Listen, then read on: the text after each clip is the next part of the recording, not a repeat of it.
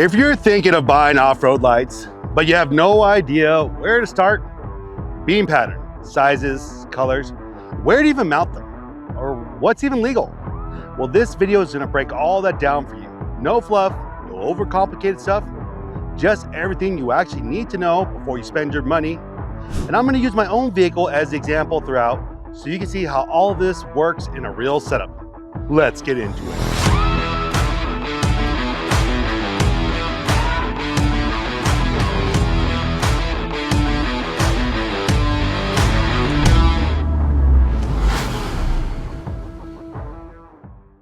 First things first, beam pattern. This is the single most important thing you have to understand before you buy anything, because two lights can have the same exact lumen output, but perform completely different on how they shape the beam. There are 6 main beam patterns you need to know about. Spot beam. This is your long range throw, a tight beam that usually is around 6 to 10 degrees. So it acts more like a laser going down the trail. It doesn't spread wide, but it reaches far.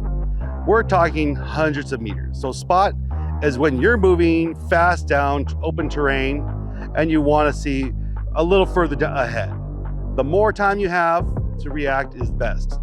If you're doing any kind of high-speed off-road driving, spot beam is non-negotiable. The trade-off is almost zero side coverage. So essentially you're like a tunnel of light. So you're gonna have to have something to fill the sides as well. Driving beam. This is wider than a spot, but still has a decent forward throw. This is a rectangular spread, usually around 20 to 30 degrees wide and 8 to 10 degrees tall. It's designed to supplement your headlights by adding more range and width.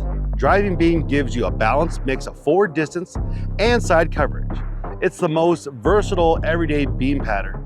If you're on a trail at moderate speeds and you want to see what's ahead along the sides without needing multiple beam types, driving beam handles it. Flood beam. This is your wide area, close range light. This beam spread it out about 40 to 60 degrees. Some even go wider. It doesn't reach all that far out, but it lights up everything around you. So think of it like turning on a room light versus a flashlight. Flood is used for work lights, backup lights, campsite lights, rock crawling, where you need to see directly what's around your truck, not 100 meters ahead. Flood beam is also what you want mounted on the rear of your vehicle for your truck reversing on a dark trail or loading gear at night. Never put a flood beam on the front as your primary forward lights. It'll wash out everything close and leave you blind in the distance. Fog beam. This one's specific and a lot of people confuse it with flood. Fog beam is very wide horizontally, but very narrow vertically. It has a sharp cutoff at the top. The idea is that it stays low to the ground and doesn't shoot light upward into fog, rain, dust, snow, when the light hits particles and reflects back and blinds you. Fog beam avoids that by keeping everything below the line of sight.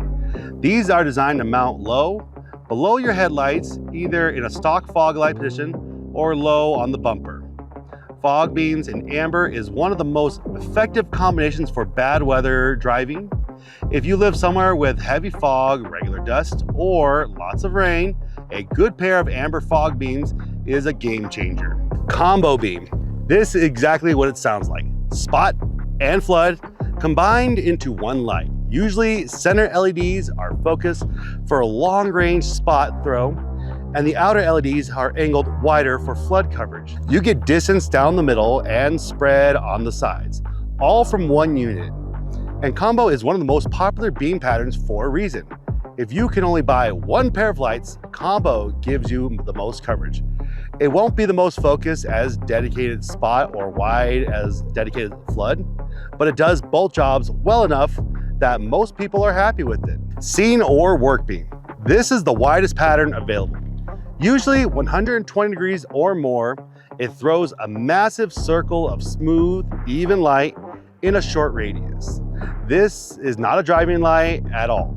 It's for lighting up a campsite, work area, loading zones, or even around your truck when you're parked. Some people mount small scene or work lights on the sides of their truck bed or when they're at work at night, or setting up at camp. It's incredibly useful, but never for driving. So to sum it up, spot for distance, driving for balanced forward coverage, flood for close range with, fog for bad weather, low to the ground combo for all-around versatility, scene for stationary lighting working area. And most serious off-road setups have a mix of at least 2 or 3 of these across different positions on their truck. Don't try to do everything with one beam. That's the biggest mistake most people make.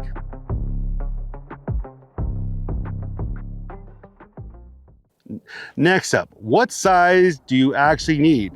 Off-road lights generally come in 3 categories, and the size directly affects the output of the beam, distance, and where you can mount them.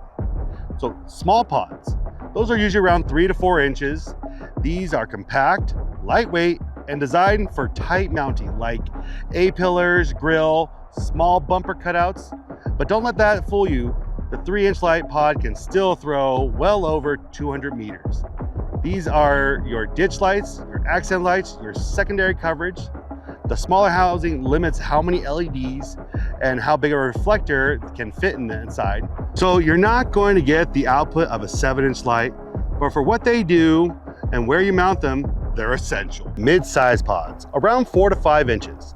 Bigger reflector, more LEDs, more output. This usually comes in more of a beam pattern option, spot, driving, flood. So you get more flexibility. This is more a versatile range. They work on bumpers, A-pillars, grills, roof racks, bed racks, basically anywhere.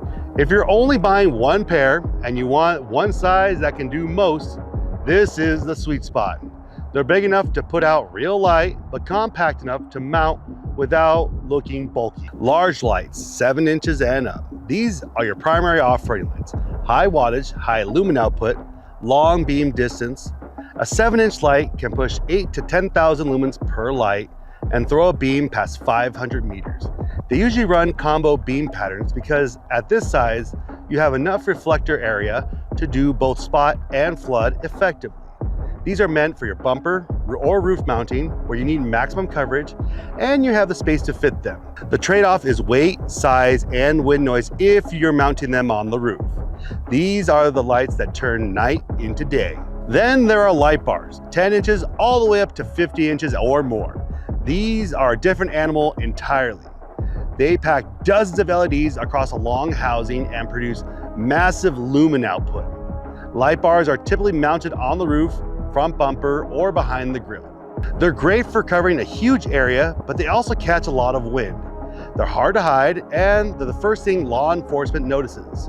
For most people, a pair of quality light pods will do more than a cheap light bar. General rule, the bigger the light, the more output and throw you get. But bigger means heavier and takes up more space. So think about that when you're mounting them and how much room you have before you go straight for the biggest option. On my truck, I'm running a mix of 2 sizes, the 3.5 inch and a 4.5 inch from AUXITO's X-PLORE 1 series. Each size has a specific job and they work together as a system.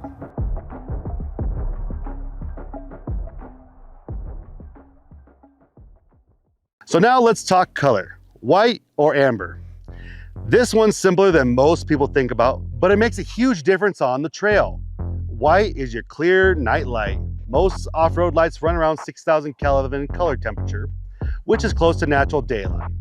Everything looks sharp, colors are accurate, you can see the terrain details clearly, and depth perception is strong. If you're driving on a clear night with no dust, no fog, no rain, white is all you need. It'll give you the best overall visibility. Amber is your bad weather light. Fog, dust, rain, snow. Amber cuts through it all. Here's why the white light has a shorter wavelength, and when it hits particles in the air, water, air dust, droplets, snowflakes, it scatters and bounces back at you and creates glare. And in the end, you end up looking at a wall of reflected light instead of the trail. Amber has a longer wavelength. It passes through those particles instead of bouncing off them, and actually lets you see what's ahead of you. This isn't marketing, it's physics. It's the same reason fog lights on cars have always been yellow. It works. There's also a depth perception element. Amber lights create more contrast between objects and shadows, which helps you read the terrain better in bad weather. White light can flatten everything out when there's moisture or particles in the air. One thing to keep in mind, amber produces less perceived brightness than white at the same wattage. So if you switch from white to amber, it'll look dimmer even though it's putting out the same power. That doesn't mean it's worse, it means that the light is working differently. In fog or dust, the amber light gives you more usable visibility even though it looks less intense on your eyes. My recommendation, if you can run both colors on your truck, white for your main forward lights when you need maximum brightness and distance, amber for when dust and weather hit the hardest. Usually A-pillar or lower bumper fog lights. If you can only pick one color, think about where you drive most. Dry desert, white. Pacific Northwest, mud and rain, amber. Where you put your lights matters just as much as the lights you buy. Each position on your truck covers a different zone, and the goal is to eliminate blind spots by layering your coverage. Think of it like zones on a map. You want every zone covered. Bumper, this is your primary forward-facing position. Lights sit at or below the headlight beam, and it stays low and usable. This is where you want your spot or combo beam for long distance visibility down the trail. Most people start here because it gives you the most immediate improvement. You can use fog light output aftermarket bumper mounts or bolt them onto bull bars. For the bumper position, mid-size to large lights work best because you have space and you want the output. A-pillars, also called ditch lights. These mount on the pillar between your windshield and your front door. They angle outward and down to cover the sides of the trail that your headlights and bumper lights completely miss. Driving beam or flood beam works best here for that wide coverage. This is the position that most people skip. It's one of the most useful on tight technical trails with rocks, trees, drop-offs on either side. Ditch lights are the difference between seeing the obstacle and hitting it. Small to mid-sized pods are ideal because an A-pillar doesn't have a lot of real estate. Anything too big gets bulky, catches wind on the highway. Small to mid-sized pods are ideal because an A-pillar doesn't have a lot of real estate. Anything too big gets bulky and catches wind noise on the highway. Roof or overhead, the highest vantage point on the truck. The beam travels further and covers more area from up there. This is where your biggest, most powerful lights go. Large pods or light bars, combo beams from the roof covers everything in the distance and width. Trade-offs are wind noise at highway speeds, potential hood glare, light-colored hoods, and legal visibility. Roof lights are the first things cops notice. If you're daily driving, keep that in mind. Some vehicles have space to mount small pods inside the grille. This gives you a lower factory-looking mounting position. Lights here sit lower than the bumper, which means the beam stays very close to the ground. This is ideal for fog or driving beam. Great for cutting through fog, dust, and rain because the low angle doesn't reflect particles back at you. Rear facing. Don't forget that back stock reverse lights are useless on dark trails.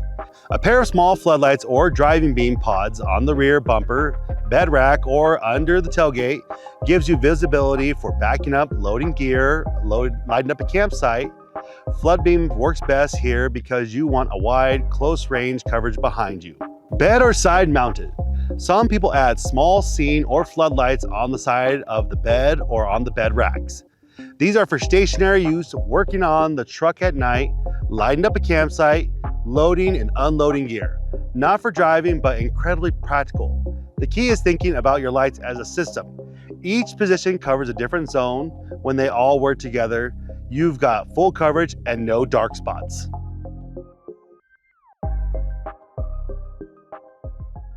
So a quick section on day running lights. Daytime running lights.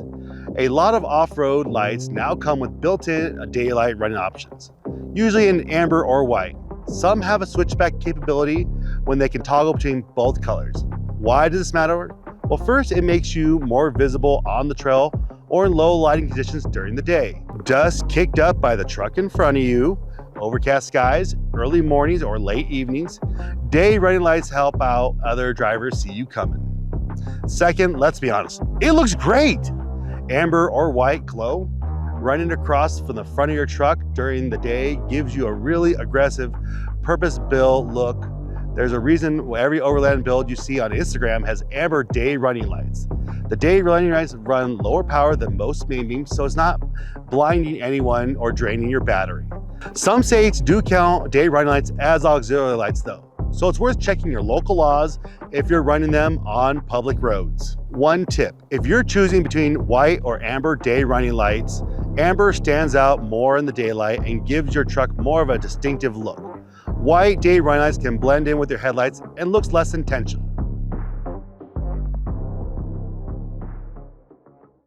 Before you buy any off-road lights, here's what you need to check so you don't waste your money. There's a massive range in quality out there, from solid performers to absolute junk after one rainstorm. Build quality. What to look for. Before you buy any off-road lights, here's what you need to check so you don't waste your money. There's a massive range in quality out there, from solid performers to absolute junk after one rainstorm. Housing material. You want an aluminum alloy, not plastic. Aluminum is stronger, handles impacts from rocks and trail debris, and it doubles as a heat sink. Heat is the #1 killer of LEDs. When the housing absorbs and dissipates heat, LEDs run cooler and last longer. If a light feels hollow in your hands, and it's probably made out of plastic, then it's gonna have a shorter life. IP rating, or ingress protection rating, defines how well an electrical enclosure resists solid objects such as dust and moisture. This tells you how sealed the light is against dust and water. IP67 means fully sealed against dust and can handle temporary water submersion, about 1 meter for 30 minutes. IP69K is the highest rating. It can handle high pressure, high temperature water jets. If you're driving through mud, crossing water, or pressure washing your truck after every run, you want IP69K. A lot of cheap lights claim water resistance, but don't actually carry an IP69K rating. So check the spec sheets. Lens and reflector design. This is where the real difference between cheap and quality lights show up. Two lights can have the same lumen output on paper, but look completely different on the trail. A well-designed reflector focuses the light into a clean, usable pattern. A bad reflector, well, kind of scatters light everywhere. You get bright spots, dark spots, and a lot of wasted output. When you see a light that says that it has a 10,000 lumen, but looks dimmer than its competitor at a 6,000 lumen, it's the reflector design. Some cheaper lights use off-brand chips that degrade faster, shift color temperature over time, or just produce less usable light. Voltage range. Most off-road lights run from 9 to 32 volts, which covers both 12 and 24 volt vehicles. Make sure whatever you buy matches your setup. Running a light outside its voltage range will shorten its life or kill it outright. Wiring and connectors. Check what comes in the box. Does it include a wiring harness? Is the harness weatherproof? Are their connectors sealed with rubber boots? Or are they even exposed? Good lights come with everything you need for a clean install. Cheap lights make you source everything, even your own wiring, which adds cost and hassle.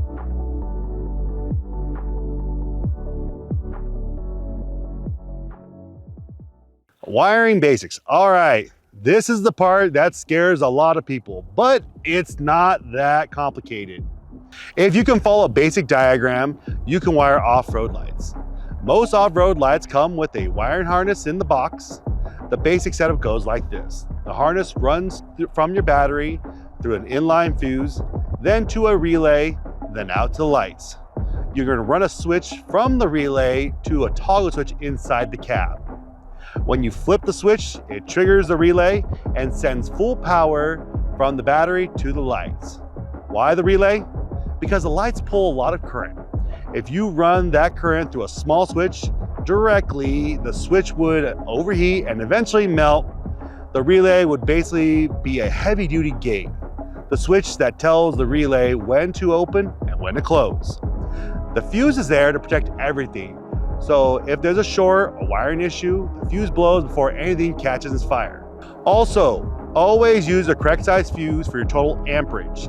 Too small and it'll blow constantly. Too big and it won't protect anything. For a simple 2-light setup, one harness handles everything. If you're running multiple pairs of lights like I am, you've got a few options. You can run a separate harness for each pair with individual switches, and that gives you the most control you can to turn off independently. A few tips for my install: run your wires clean, use a split loom tubing to protect them, zip tie everything down, and keep all your wires away from exhaust or moving parts, sharp edges, waterproof every single connection, heat shrink with adhesive lining is your best friend. Solder when you can, crimp when you can't, and never twist wires together. Label your wires before you button everything up. When you're under the dash 6 months later, trying to figure out which wire goes where, you'll thank yourself then. Also, route your wires through existing grommets in the firewall. When running the switch wire into the cab, you may drill a new hole, seal it with a rubber grommet and silicone. Water intrusion in the cab is a pain to deal with later. If you're not comfortable doing the electrical work yourself, any shop can wire off-road lights in an afternoon. It's a straightforward job, and it's worth paying to have it done right if wiring isn't your thing. Also, we have a video which gives you a step-by-step guide of how we installed our off-roading lights from AUXITO. Check the link in the description down below.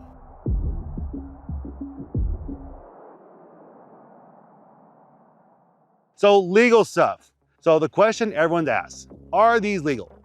Off-road lights are totally legal to own and install on your vehicle. No one's gonna come after you for bolting them on. So some states say that they need to be covered with an opaque cover when you're on the road. Others say they need to be off. Like here in California, technically we need to cover them, but I've never been stopped. What gets a cop's attention is the roof-mounted lights. They're the most visible, and in some states, they specifically call out roof-mounted light bars in their regulation. So if you're daily driving your vehicle, that's something to think about. So now you're asking, well, where can I even use these things? Here's the answer. Trails, private land, desert, and camping areas, there's usually no restrictions. That's what they're made for. The rule is simple. Install them, keep them off on public roads, light up the trail when you're out there, but most importantly though, check your specific laws. Every state is a little different on the details, so a quick search on your vehicle's code for auxiliary lighting will tell you everything you need to know.